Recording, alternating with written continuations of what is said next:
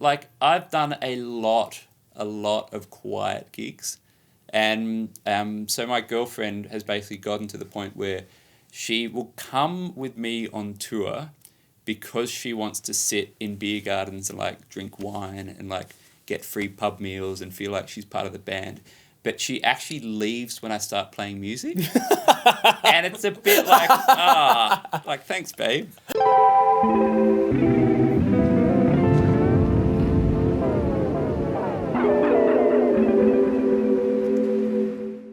Welcome to the worst gig of my life. I'm Joe Lucas and I chat with bands, musicians and comedians to hear the real, uncensored stories of the worst gigs they've ever played. Afterwards, our guests get a shot at redemption by doing a live set in our very own studio. This week, we have Nathan Power.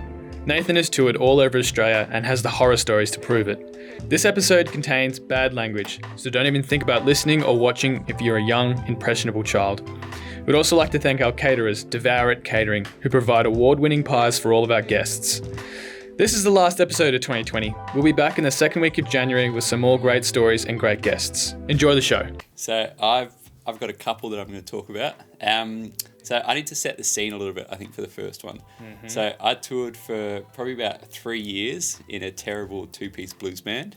And I'm not going to name their name because they're still around and they're still making money off some CDs that I put a lot of my work into. But it was a pretty eye-opening experience because I'd kind of never really toured before this band, and we basically jumped in, and in 3 years we did probably about 500 shows. 500, that's a lot of shows in 3 years. It was genuinely like crazy. That's like, nuts. Genuinely crazy. So we released 3 albums in 3 years. Did about 500 shows. Did like pretty much most of Australia. So like our first real tour was a run up the East Coast, and we did 14 shows in 12 days, which was like, it was pretty crazy. Wow. And at the time, so it's a two-piece band, right? I'm driving, I'm like supplying my drums, I'm supplying the PA, and the other guy doesn't drive. So the whole tour is just me driving for 8 hours, setting up my drums, setting up the PA system, playing 3 sets of terrible blues, then packing all the shit up while the other guy got really drunk, and then me driving him home. Are you sure? Were you even in the band? Were you just the driver at this stage? Oh, man, it was like... Did he even need the drums, or just like, man, I need someone who can drive a car? Pretty much. I did feel quite used for a lot of the time in that band. Anyway, so this band, like, we're really hungry at the start. We're just, like, keen to do a lot of gigs. We're kind of thinking it's going to be like a Black Keys kind of thing, you know, we'll do this shit for a year, and then we're going to be selling out Rod Laver next year, and like, you just have to push to get there, right? So we basically just agreed to every possible gig we could do, and we just like booked the shit out of all these gigs, right? I can swear on this. Is that cool? Oh, I don't think there hasn't been a guest that hasn't said fuck at least 20 times. All right, so good. Fine. Well, that's coming. So one of the first gigs we did, we got booked, and the other guy basically, he just like booked any old gig. He's like, yep, $100, we're there, like we'll do a pub meal, couple beers, $100, off we go. One of the first gigs we did was this blues cruise that started in Geelong, right? So we drive from Melbourne, drive to Geelong, get to this cruise, and we get there and we realise that they don't have a PA system provided. They're relying on us to bring one. When you say cruise, you mean it's a gig on an actual boat? Yeah, it's like a boat, yeah. So it's like we assumed it was going to be like Ruby Princess, like one of those diamond cruises, maybe. It's a tinny. Yeah. Well, it was kind of like you fit maybe 30, 40 people on there, and you start going like, I need to get rid of some drums to make space for more punters. Yeah. So we get to Geelong and we get to the wharf, and there's like no PA system, and the lady who's running is like, the bands provide the PA. I'm like, oh, fuck. All right. So I'm like frantically calling the one guy I know in Geelong who's got a PA system. Your PA dealer. Pretty much. And he's like, yeah, man, I'll sort you out, no worries. Rocks up 20 minutes later, and he's got a fold-back speaker and an SM58, and that's it. He's like, yep, this is all I got. Like, rest of my PA's gone for a wedding tonight. And we're like, all right. So we plugged the SM58 straight into the back of the fold-back speaker, and that's it. Like, no desk, no effects, like, literally just, like, a vocal mic straight into the speaker. No reverb? Nothing. How like, did absolutely you even nothing. play? Oh, man, it was crazy. So we're on this boat, set up with our one speaker, with my drums, with this guy who plays guitar and sings. The other guy in the band, obviously. Doesn't drive. And we were told it was a 3-set gig, and we're like, oh yeah, cool, 3 sets. Like the boat's gonna like load a bunch of people on. We're gonna drive around the harbour for 45 minutes, come back, load the people off, load the next group on, drive around. So we had 40 minutes of material. Like that's all we had, and we're like, that's fine. We'll play the same set 3 times. And the lady's like, no, this is a 3-hour gig. Like we're going, and you're playing for 3 hours straight. And we're like, all right, we can do that. Like by this point, we're already on the boat with all our shit set up. It's too late. And so we're like, that's fine, we'll stretch it out. So we're playing our first set, well, like the 1 set. And we turned 40 minutes of material into probably like an hour and 20 minutes with like every song gets a drum solo, every song gets a guitar solo, every song has like a breakdown vocal bit, like another drum solo, just like stretch the fucking shit out of it, right? As much as we can do. And we get to an hour and 20 minutes and we're like, all right, like cool, we've run out of songs. And we don't announce it, but we're like, we're just going to go back to the start of the set list and just like play all the songs again, which is like, you know, pretty standard. Yeah. And like you assume that people are drunk enough that no one's going to notice. So we start into the first song and some lady comes up, she's like, have you played this before? And we're like halfway through the song, I'm playing drums. I'm like, yeah, like of course we played this song. Like it's a 2-piece blues band. We don't have any songs, right? And so like we finish the song and she comes up, she's like, look, that was okay, but like, can you play something we know? And we're like, oh. Anyway, if you've ever done like a covers gig or like a regional like country town gig or like kind of any gig really, like the drunk lady coming up and being like, hey, can you play something we know is like, it's kind of the down point of the night. It's the point where you go like, are we going to play some AC/DC and like cater to this lady? Or are we going to keep playing our original music and just like... Do you want to pay the bills or do you want people to like you? Exactly. Yeah. And it's like most times I just keep playing my original music and like, no one has a good time. Like I don't have a good time. They don't have a good time, but it's kind of okay. Like whatever. I'm still making some money. So we're like, no, we don't play any songs, you know, sorry. And she's like, all right, whatever. So we played for like another 20 minutes and people by this point have been on the boat for like 2 hours and they are drunk, right? They're like absolutely wasted. It's a blues cruise, like leaving Geelong, driving around Phillip Bay. Like what else is there to do? So we've been playing for about 2 hours and we struck upon this Ray Charles song. It's like the one cover we know. Which song? What's that song? Anyone? Any? Cool video? No. It's like a standard 12-bar blues. It's like, if you play it, everyone's like, oh, it's that Ray Charles song. Like, how does it go? I really like Ray Charles. Yeah, it's, to be honest, the only thing I remember about it is it's got like a good bass line. And the only reason I remember that is like this was the only bass line the other guy in the band knew how to play. It's like everything else was just kind of strumming open chords. I'll think of it. I'll come back. Let me know, please. Yeah, put it in the show notes. So we play this Ray Charles song and people are loving it. So like we've already played it twice at this point, right? So we're playing it for the 3rd time and people are like, man, I fucking love that song. It's like the first time we played it for probably about 20 minutes. Second time we stretched it out to 25. And now we've just like passed the 2-hour mark and we're like playing this song for the 3rd time. Like we played like most of this cruise has just been this one song that people seem to know. And that like at this point we've played it for like way too long. Yeah. So we finish it up and we're like trying to play one of the original songs. And the captain like actually stops the boat. He's like, just play that Ray Charles song. And we're like, all right. He's like, don't worry, mate. Like we're going to be home. Like you can actually see like the wharf is like 20 minutes away. He's just like, play that song, like finish out the gig. Oh. So we're like, we actually played that song for a 4th time in this 3-set gig and like pretty much just played it all the way to the end, just like going cruise into town. This has got to be it. Like there's nothing else we can do. So we finish up and we're feeling pretty shit about the gig, obviously, like quite despondent. Bit demoralised. Ah, totally. And the lady who's running the cruise is like, oh yeah, like good job, boys. Made the best of a bad situation. I'm like, all right. And then like... That's such a rude thing to say. Yeah, exactly. Well, then we jump in the car, like drop off the PA system, driving back from Geelong to Melbourne. And like 20 minutes later, we get this email from her. She's like, yeah, I'm not booking you again. Like, to be honest, like, we kind of don't want to be booked again. It's like, yeah. Ow. Feelings hurt. Anyway, after that, so that was probably like a month or 2 into this band. And I stayed with this guy for about 3 years after that, right? Drove him around for 3 years. That's commitment. To be honest... Stockholm syndrome almost. It was a little bit of that. And like, I kind of hope this doesn't get back to him because, you know... Hopefully the podcast doesn't blow up and he doesn't listen to it. That's true. You know, you and Joe Rogan just gonna be like heading the Spotify podcast. That's I illegally changed my name to Joe, so people might search up Joe Rogan, but find me accidentally. Yeah, exactly. Yeah. So there's that band, and there's like, to be honest, it's a bit too easy just to tell stories from that band because like most of the gigs were pretty shit. So I might talk a little bit about my solo career for the people who don't know me yet. You can talk about whatever you want. Cool. Well, I mean, like most people don't know me yet. Like, well, no one really knows me Yet.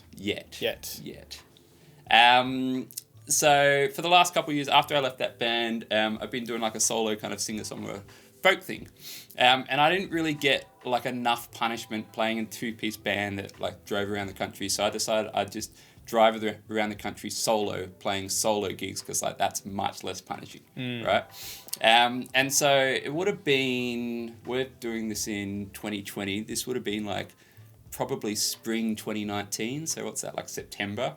I was doing a solo tour, which was like, it was a pretty hefty tour. It was probably about, I don't know, like 12 shows over maybe like 15 days. So it's kind of like most days I had a show except, I don't know, Mondays or Tuesdays.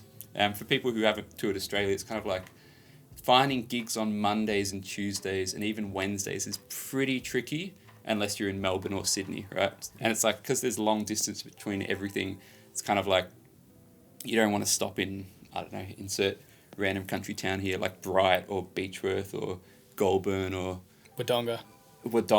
Shout out to my homies in Wodonga. Shout out to the Dong. Do they call it the Dong? Yeah. Do they? Yeah, it's a dong. Well, I know like Wollongong's the Gong. So like Wodonga's the Dong. They're like sister cities. Yeah, exactly.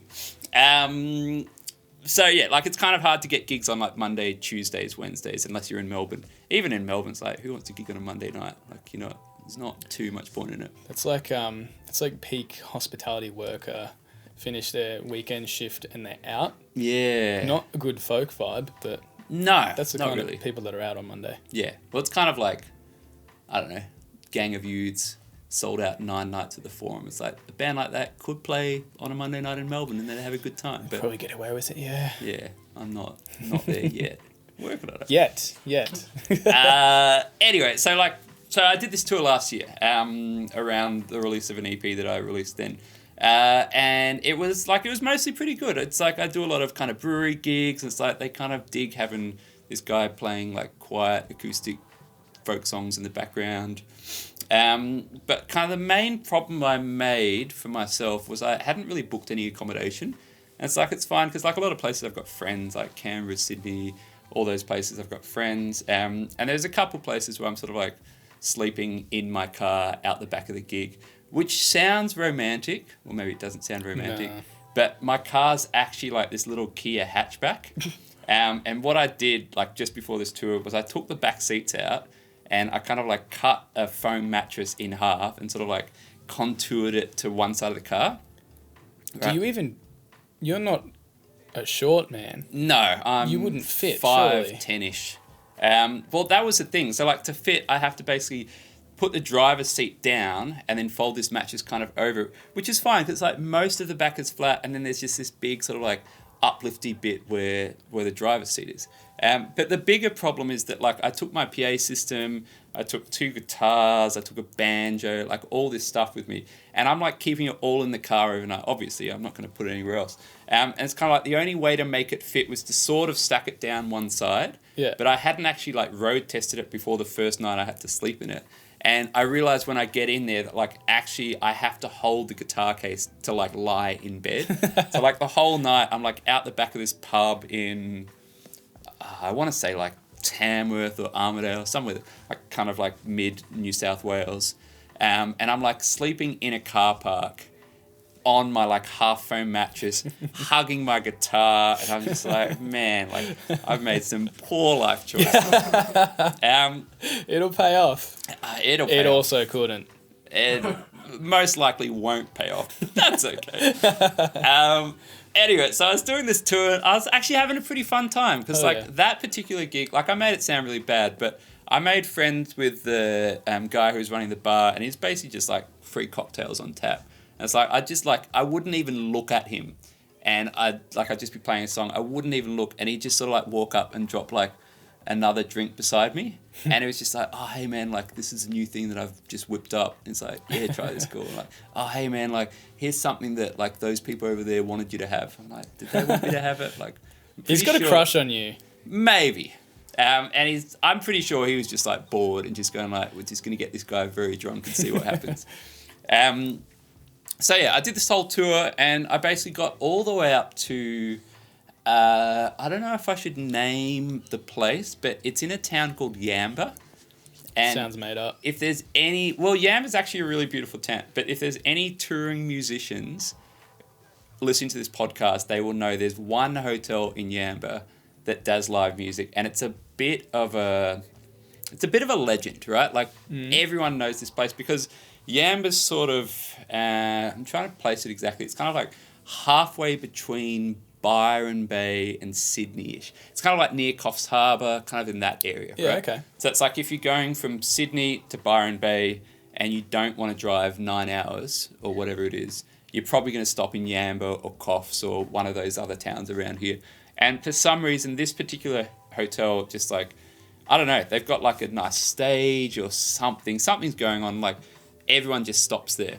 And it's like you go into the bathroom and there's like all these touring posters and it's like amazing bands. Like, oh, Tame Impala played here. Like, cool. Like Tame Impala in 2008 before anyone knew them. Or like, I can't even think of anyone else. Like Dallas Frasco or like all these like great rock acts from the last, like UMI. It's like that sort of like, oh, shit. They'll drop in and awesome. play somewhere just because it's halfway between two cities that they have to be in.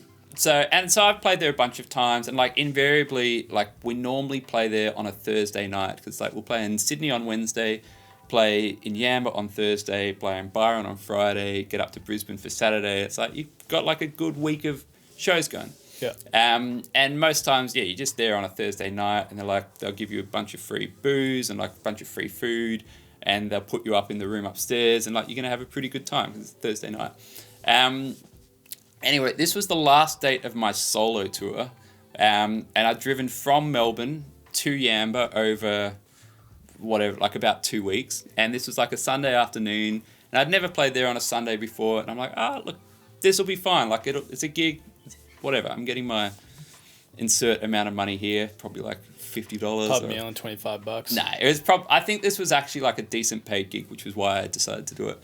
In fact, actually, I remember, I'm not going to say the money amount, but this was like enough for me to pay for petrol from Melbourne to Yamba, covering like most of the dates in between. So it's kind of like this one show was like kind of paying my petrol money for most of the tour. So I'm like, handy. I'll do it. Like, whatever. So that means like I'm coming out of this tour with a little bit of profit, which is cool.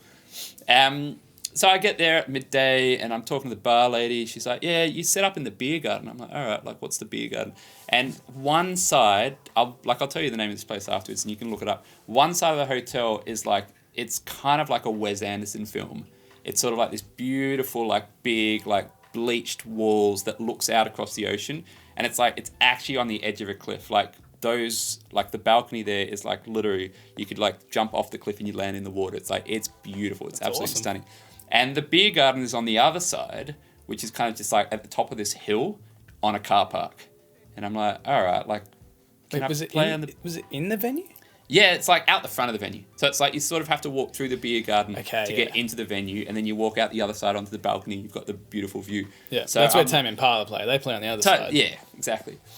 So I'm like playing in the beer garden, and I'm like, it's fine. Like 3-set gig, start at like 3, finish at 6. Like gonna have a good time, have my pub meal, have a couple of drinks, and drive back to Melbourne tomorrow. And then I launched. Like I think I started at 3, right? So I launched into my first set at 3 o'clock. At 3:20, the power goes out.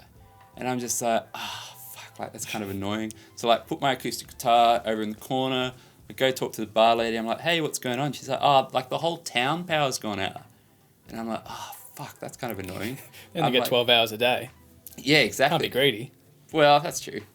And I'm just like, okay, like, what does that mean? She's like, like, do you want to just like hang on for a minute and like we'll talk to like the people who run the thing and like figure out what's going on. I'm like, all right, like hang out, have some beer. Wait, when you say the thing, do you mean the bar or the people that like operate the power town, for the town. like the council, like whoever, I don't know, you know. Davo. Yeah. Davo, yeah. Power shop. Hashtag, I don't know. I don't have a hashtag. So I don't know who she got onto, but she called like someone from the council or someone from the power company, and they're like, yep, like scheduled maintenance. I'm like, fuck, like scheduled maintenance. And they're like, yeah, the whole town's out of power. I'm like, so you've scheduled for like the whole town to be out of power on a Sunday afternoon. How big's the town, sorry? Yamba, look, I'd be guessing, but like maybe 5,000. Like not big, but not little. It's like, yeah.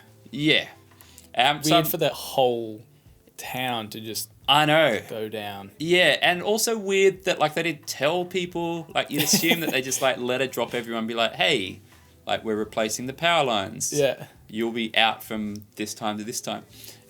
So she gets onto them. They're like, yep, scheduled maintenance, like Sunday afternoon. And she's like, oh, like that's a bit shit. What time's it coming back on? They're like, 5:30. I'm like, cool. Like my set's from 3 to 6. And so like I'm sitting there and she gets off the phone. She's like, yeah, power's off till 5:30. I'm like, oh, what does that mean? She's like, like, do you want to just play acoustic?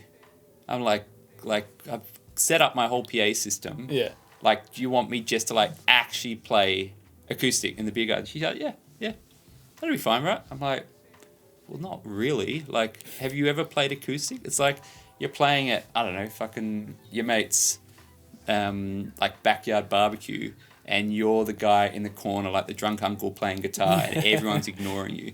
So that's what I did. Literally from 3:20 to 5:30, I played solo acoustic in the corner of this beer garden. And like for the first, realistic 30 seconds, people were like, oh yeah, like good on you, mate. You're doing a fucking great job. Like, yeah, exactly. Like, love your gusto. Like, cool. Like, crank out a couple more. And then literally 30 seconds in, everyone just like turns away from me. And I'm just like, because like you kind of rely on the PA system, like get into their conversations, and like people go, oh, like there's nice ambience. Yeah. And this is like, no, this is just a guy like annoyingly playing acoustic guitar in the background and trying to sing over us. So I literally played 2.5 sets of like this absolute acoustic background beer garden music. And I'd find all these people would like walk into the beer garden. So they're coming off the car park and they'd walk in, they'd be like, oh, like all the lights are off. And they'd be like, oh, this guy's like playing solo acoustic. And someone else would word them up, be like, oh yeah, like the power's out. They're like, oh, what's this guy doing? I don't know. He's just like playing music. I think he's like a busker or something. And I'm like, mate, I've like come here, set up all my PA system. I've driven from Melbourne to Yamba to play you motherfuckers some music. And here I am just like playing acoustic in the background. Anyway. Should have brought your generator. I should have. So, well, I mean, my last name's Power, so I insert some sort of joke. They probably there. thought that it wasn't going to be a problem. That's why they didn't tell you. That's Nathan true. Power, obviously, he's got a generator. Yeah. So that was probably the most disheartening gig. And it's kind of like, yeah, by virtue of the fact, like if it had been another 20-minute set, I would have gone, all right, this is shit or whatever. But it was basically 3 hours straight of pain, just being fucking, kicked in the nuts. It'll all be worth it one day. Yeah, I guess so. Well, I assume my poster's still up. Yeah, at that true. Hotel in Yamba, so you know. Never planning on going back. To be honest, and this is like really dirty, they actually sent me an email about a month ago going, hey, like, because I book gigs for other people as well. So, pre-COVID, I was, kind of working as a booking agent. And they're like, hey, mate, like, would love to hear from you. Have you got any touring acts that are like heading this direction soon? And I'm like, you realize we are in Melbourne and like we have been locked down for like 7 months straight now, and like we're actually not allowed to leave our houses. So like we're definitely not allowed to leave the state, and we're definitely not coming up to Yamba. So I just didn't respond. I'm like, I'll leave that. I'll come back to it. Yeah, I'll tell you, for money. Exactly. Yeah. A lot of states, have really struggled to understand. We couldn't leave within 5 kilometers of our house for about 3 months there. Yeah, man, it was kind of weird. Hey, Yeah, it's fun times. It was fun times. I did spend a lot of time at home playing banjo. Yeah. Which is good, maybe? Maybe. I guess I'd need to hear it first. Yeah, well. Could be no good. check out my YouTube channel. Yeah, Nathan Power Subscribe, YouTube. Hit the notification bell for that ding. Smash that like and subscribe button. Damn straight. Yeah, so that's kind of been the last couple of years of gigs for me. Hell yeah. Got any more pain you want to talk about? I was trying to think of other good stories I had. Yeah, the problem is, to be honest, most of them are a little bit like, I want to say X-rated, but that's not the right word. Like, they're not X-y. They're like, I don't know. Sad? Violent? Yeah. Depressing? Maybe just like not stuff that I want on record. So, boo. If you run into This me only at a goes gig, out on YouTube. Yeah. Well, And other places. if you run into me at a gig, I will happily tell you the story of that time at the Fourth Pub in Tasmania. That is a good leave story. me like this. Come on. I'll tell it to you after we finish this. But for everyone else, just find me at a gig. Oh, come ask me on. about this. Yeah, I'm trying to think of other ones. I mean, to be honest, like, I've done a lot of quiet gigs. And so my girlfriend has basically gotten to the point where she will come with me on tour because she wants to sit in beer gardens and, like, drink wine and, like, get free pub meals and feel like she's part of the band. But she actually leaves when I start playing music. And it's a bit like, like, thanks, babe. But, like, I kind of get it from her perspective. Like, she's heard these songs now probably at least 100 times. Like, I mean, that's what she tells you. Maybe she just doesn't like your music. It's probably true. But, yeah, she's there for the touring experience, but not She's actually there for the fun music. stuff, but Totally. not for the moral support. Yeah. That's good. That's good of her. Yeah. I'm sure she's a nice lady. Oh, no, she's delightful. Yeah. What advice would you give to other musicians that have just experienced a terrible gig themselves? Yeah, look, it's pretty hard. To be honest, the thing that's actually kept me going is, like, I pre-book a lot of stuff. So it's kind of like I normally go, I've got 4 months worth of shit booked in advance. So if I have a really shit gig next week, I kind of have no choice but to just rock up the next week and keep going because I've got all this stuff in the future. So is that advice? Just like Maybe. pre-plan your life and take no fucks. Pre-order your gigs, no fucks. I guess. Yeah, give no fucks. That's also applicable. Yeah. Yeah. All right. So on this show, whilst we also talk about the mental pain of playing terribly, you also get a shot at redemption by playing a live song in the studio. Mm-hmm. What song are you going to be playing for us today? So this is a song called Sparrow Song, which is off my EP that I released in April this year, called The Hopeful Clutter. Beautiful. Yeah, I was going to tour this, but obviously COVID reared its nasty head, and so I just kind of did an online release. What's the song about? Yeah, good question. You're going to have to listen to it and find out. Oh, it's a mystery, hey? Yeah. So I've got a bit of inspiration behind this one. So it's called Sparrow Song, and it's kind of about the idea of, like, struggling to find a home and, like, feeling a bit flightless sometimes. Mm-hmm. And if anything, I stole most of my ideas from the tallest man on earth. Do you know him? No. So he's a Swedish singer-songwriter. His real name's Christian something. I'm getting a nod from Vinny over there. He's an amazing kind of finger picker. He sounds a lot like Bob Dylan. So if you listen to any of Tallest Man on Earth's records, kind of like, it's like sort of a modern Bob Dylan. But he's kind of got this trope where every song's about nature. Nothing wrong with that. There's nothing wrong with that, but you'd suspect that, like, after 6 albums, you'd go, all right, like, is there anything else going on? There's a lot of nature out there. There is a lot of nature. That's true. So I stole this idea of Sparrow Song and the idea of kind of, I guess, borrowing from nature to put in some sort of narrative arc. Fuck yeah. Beautiful. That's beautiful. All right. Let's do it. Are we ready to do it? 1, 2, 3, 4.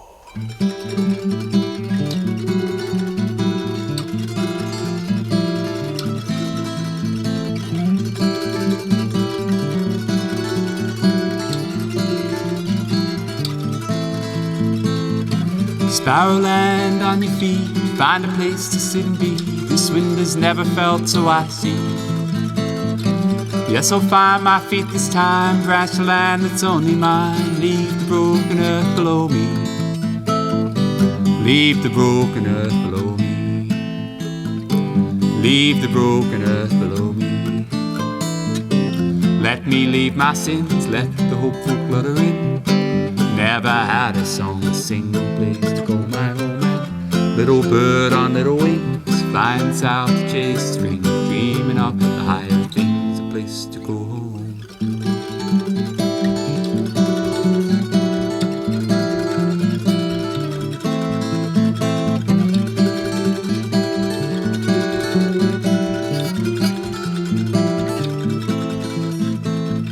Settling against the wind, blowing all the storm clouds in the deepest, darkest greying sky.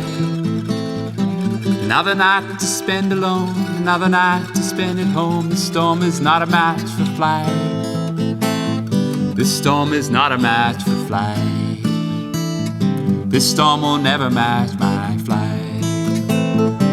Let me leave my sins, let the hopeful clutter in. Never had a song to sing, a place to call my home. And little bird on little wings, flying south to chase the spring, dreaming up the higher things, a place to go home. Sparrow never knows itself. Sparrow never knows itself.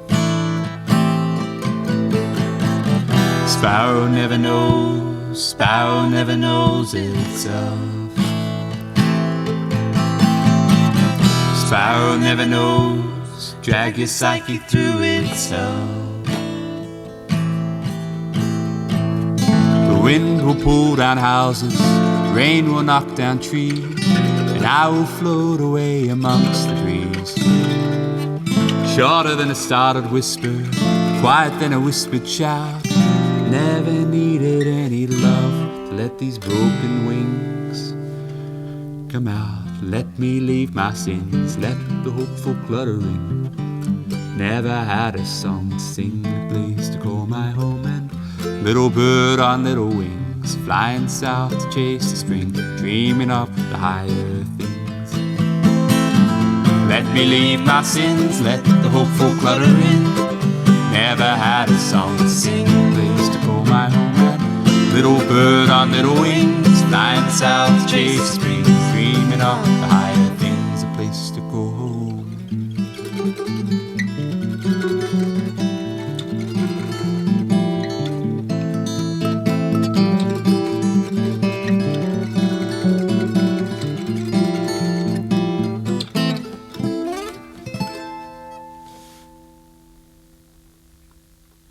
Delicious.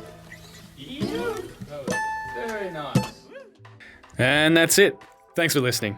That's all for 2020. The next episode will air next year on Friday the 8th of January. If you enjoyed this, follow us on Facebook, Instagram, YouTube, or whichever podcast platform you're listening from. The theme song for The Worst Gig of My Life was produced by Nathan Laurent. The interview and live performance was recorded and mixed by, you guessed it, Nathan Laurent. See you next year. Bye.